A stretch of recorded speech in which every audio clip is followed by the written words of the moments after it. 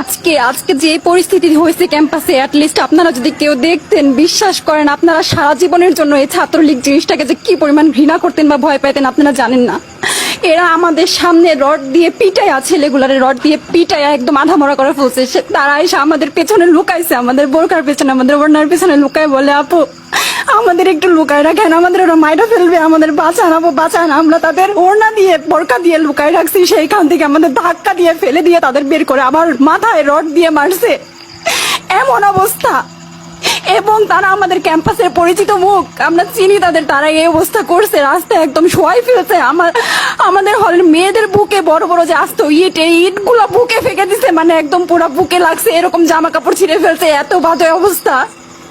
অথচ আমার ব্যাচমেট, আমরা যাদের সাথে ক্লাস করি, একসাথে বসি, আমি তাদের একটা কথা বলতে দেখি না এগুলো নিয়ে, একটা কথা না। এবং তাদের নিউজ ফিডে গেলে দেখবেন তারা এখন এগুলাই সাপোর্ট করে যাইতেছে। কিচ্ছু বলার নাই। আমি আমি কেমনে যাই এই মানুষগুলোর সাথে, এত বছর ক্লাস করছি, বা আমি আরো 6টা মাস কিভাবে ক্লাস করবো আমি জানি না।